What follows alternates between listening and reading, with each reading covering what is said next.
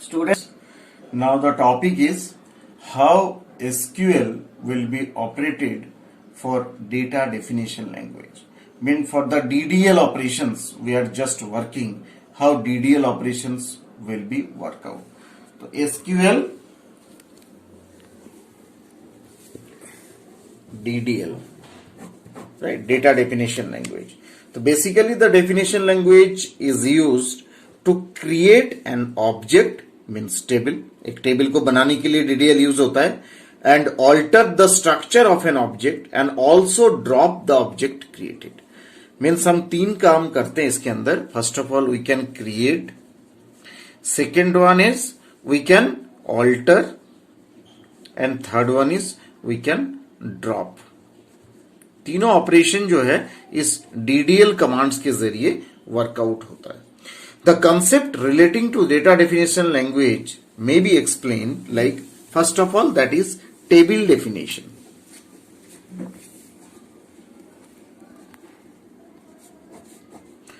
Table definition जो main इसका process है, a table is a unit of storage, ये तो आप जानते हो, जिसमें row and column wise data store होगा, that holds the data in the form of rows and columns, right. Basically table, इसके अंदर डेटा डेफिनेशन लैंग्वेज के अंदर टेबल डेफिनेशन जो पार्ट है, इसमें हम चार पार्ट काम करते हैं. First one is create the table, second one is alter table, third one is truncate table, and the fourth one is drop table, right. तो हम चार ऑपरेशन करते हैं, टेबल बनाते हैं, टेबल के अंदर कोई मॉडिफिकेशन हो सकता है, टेबल को ट्रंकेट करते हैं एंड ड्रॉप करते हैं. तो first part that is create. How can we create a table? Create करना मतलब टेबल का स्ट्रक्चर जो है वो डिजाइन करना होगा. टेबल हम बनाएंगे तो कैसे बनेगा टेबल को, और जो पार्ट हम कर रहे हैं वो RDBMS के तहत किया जा रहा है, तो कैसे इसकी डिजाइनिंग होंगे.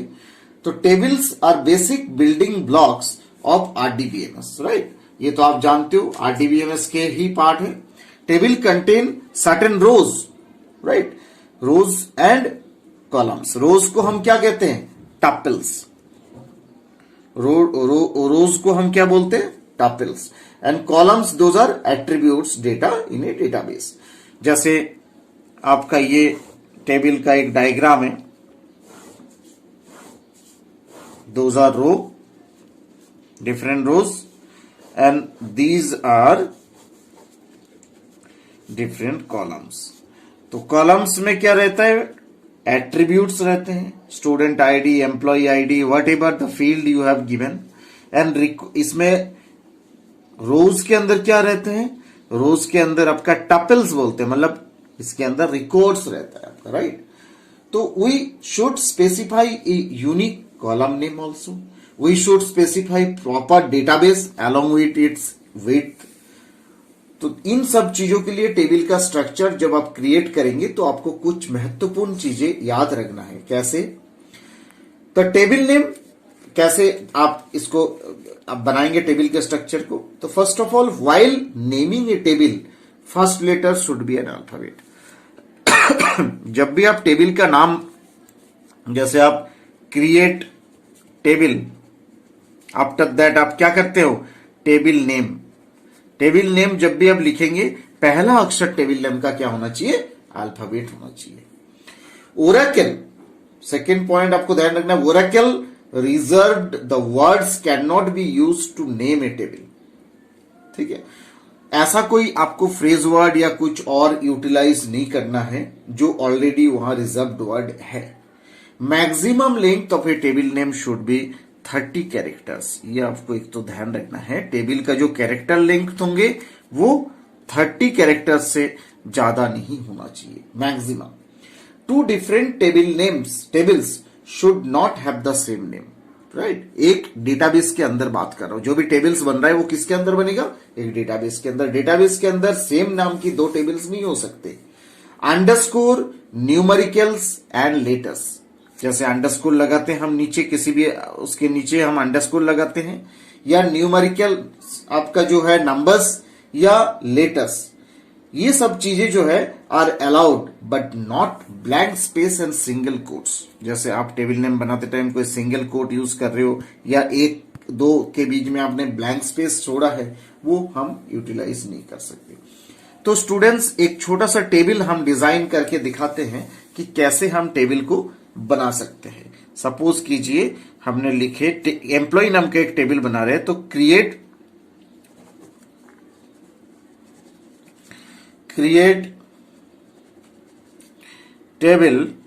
टेबल का नाम क्या है, एम्प्लॉय, राइट। ब्रैकेट ओपन किया मैंने, इसके आगे मैंने लिखा एम्प्लॉय,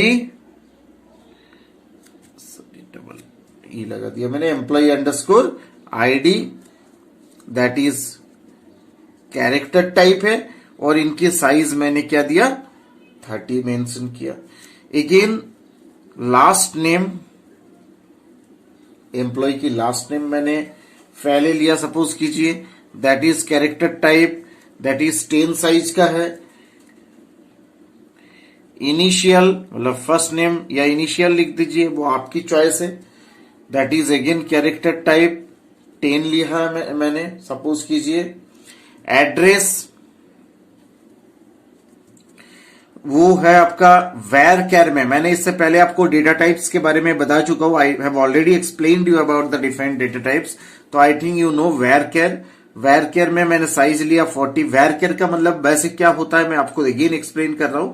वेरिएबल कैरेक्टर, मतलब उसमें नंबर भी हो सकता है, कैरेक्टर्स भी हो सकता है, एड्रेस पे दोनों चीजें होता है, इसीलिए मैंने वेर केयर यूज में लिया है। इनके अलावा मैंने और कुछ डेटा टाइप यूज में लिया है, चलिए मैं इसका आगे लिख देता हूं। सपोज कीजिए date of birth, right, date underscore of underscore birth, space अपन देंगे नहीं इसमें, तो that is date data type का है। सेक्स वो आपका कैरेक्टर डेटा टाइप का है, दैट इज 1 साइज का मैंने लिया है। डेट का कोई साइज नहीं होता, ये फिक्स लेंथ होता है, मैंने आपको पहले बताया। और हम यहां पे मेंशन कर रहे हैं प्राइमरी की, दैट इज यूनिक। किसको हमने प्राइमरी की बनाया, सपोज कीजिए एम्प्लॉय अंडरस्कोर आईडी। ये कंप्लीट जब बन जाएगा, मैंने जो ब्रैकेट आपके यहां पे स्टार्ट किया था, ये देखिए जो ब्रैकेट मैंने यहां से शुरू किए थे इस पूरे टेबल को बनाते टाइम, उस ब्रैकेट को अब हम क्या करेंगे, यहां बंद कर देंगे और इसके आगे सेमीकोलन लग जाएगा। इसके बाद आपका एंटर की प्रेस होगा, एसक्यूएल के कमांड प्रॉम्प्ट में हम ये सब चीजें लिख रहे हैं, तो आपका टेबल क्या होगा, क्रिएट हो जाएगा। एक इनिशियल टेबल आपका क्रिएट हो जाएगा, जिससे आपका एक टेबल का अलग अलग फील्ड तैयार हो गया। क्या क्या एट्रीब्यूट्स हमने बनाए इसमें, first one attribute is employ ID, second one is last name, third one is initial, fourth one is address, right. ये डिफरेंट एट्रीब्यूट्स है, इनकी डेटा टाइप से, those are the sizes. Fifth आपका क्या है, डेट ऑफ बर्थ।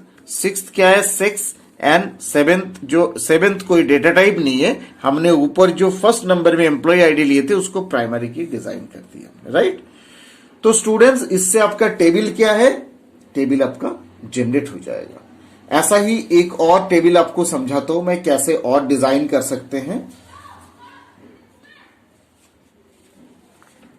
सपोज कीजिए मैंने एक और टेबल बनाया, that is create table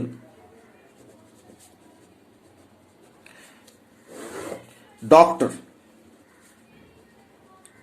table का नाम क्या है, doctor, okay. Bracket open, doctor underscore ID,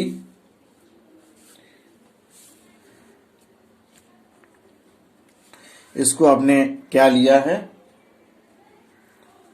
suppose कीजिए मैं इसको कैरेक्टर ले लेता हूं 30, okay. Phone number, phone underscore number, ये आपका केस में आएगा, इंटीजर ले लो आप, जो कि 10 संख्याओं में है। इसको भी आप कैरेक्टर लिख सकते हो। अगर अपना मोबाइल नंबर है, डैश सिंबल लगाना हो तो उस केस में आपको लेना चाहिए कैरेक्टर, राइट।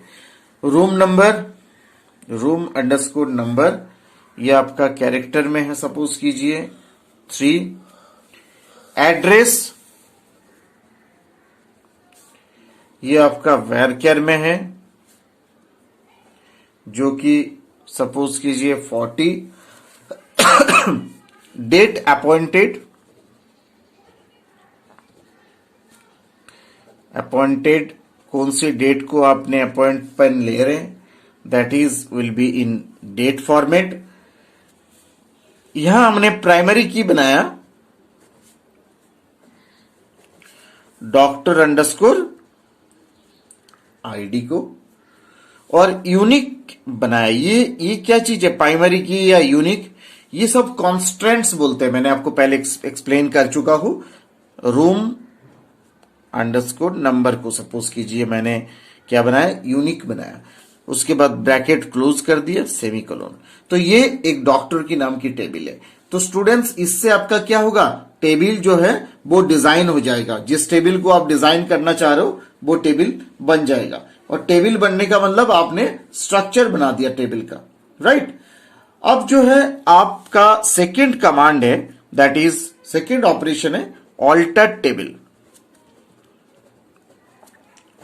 ऑल्टर टेबल से स्टूडेंट्स मैं क्या कर सकता हूं, alter tables means we can operate, it is used for changing the definition of the table.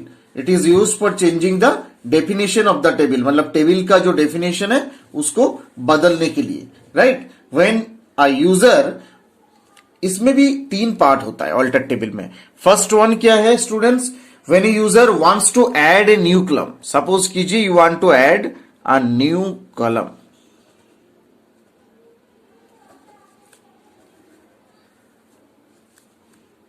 New column का मतलब आपका ये जो फील्ड नेम था, जो एट्रीब्यूट्स था, इन एट्रीब्यूट्स के तरह आपने एक नया एट्रीब्यूट बाद में, after generation of the table you want to add again, on that time you will have to use the command alter table. आपको आगे इसका एग्जाम्पल्स के तौर पर समझाया जाएगा, बट अभी आप इनकी पॉइंट्स को नोट डाउन करें। सेकेंड पार्ट, ये किस लिए ऑल्टर टेबल यूज होता है, second, to change the width of a data type, to change the width of data type of any column. मतलब जैसे ये आपका साइज है, 30 यूज में लिया आपने, या 10 लिए, या 3 लिया, whatever you have taken for your attributes size, right. तो that size you can change after creation of the table also. आपने एक बार टेबल बना चुके हो, उसके बाद आप इसको चेंज कर सकते हो। On that time you will have to use alter table command, right. And the third point is to include drop integrity constant, to include drop integrity